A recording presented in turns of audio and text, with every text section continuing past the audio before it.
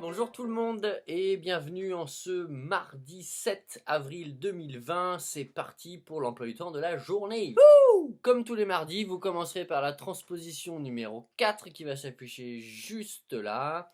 Vous avez vu qu'il va falloir transposer, changer le masculin en féminin. Attention, faites bien tous les changements nécessaires. Relisez-vous. En conjugaison, on va revenir sur une notion que vous avez déjà vue mais qui va être nécessaire pour la suite de notre travail. Vous allez revoir l'imparfait. Je vous mets un petit exercice où il faut simplement conjuguer les verbes à l'imparfait. Si vous vous souvenez plus des terminaisons de l'imparfait, vous avez toutes les leçons dans votre classeur ou votre petit cahier. Prenez-le, mettez-le à côté de vous, faites l'exercice, il n'y a aucun souci, puisque après il va falloir mélanger les deux, puisque quand on raconte des histoires, vous vous souvenez qu'on utilise souvent le passé simple avec l'imparfait.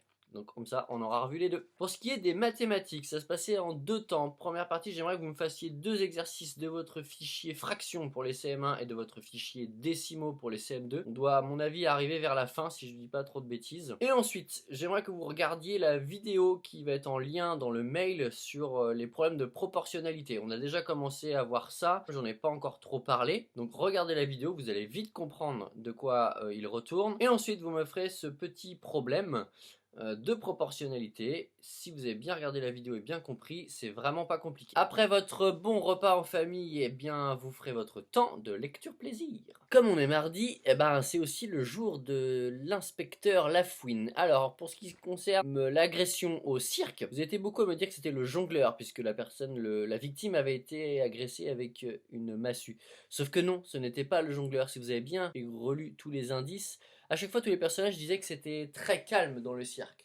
Et il y a une personne qui a dit eh ben moi j'étais en train de tailler mes couteaux avec une meuleuse électrique, ce qui fait énormément de bruit. Donc ça veut dire que ce n'est pas possible, c'était donc le lanceur de couteau le coupable. Je vous donne du coup l'enquête numéro 5 de l'inspecteur Lafouine. Là il va être encore plus malin parce qu'il ne s'agit pas de trouver le coupable, mais c'est de savoir pourquoi ce n'est pas un vrai cambriolage, d'où le titre faux cambriolage. Je compte sur vous.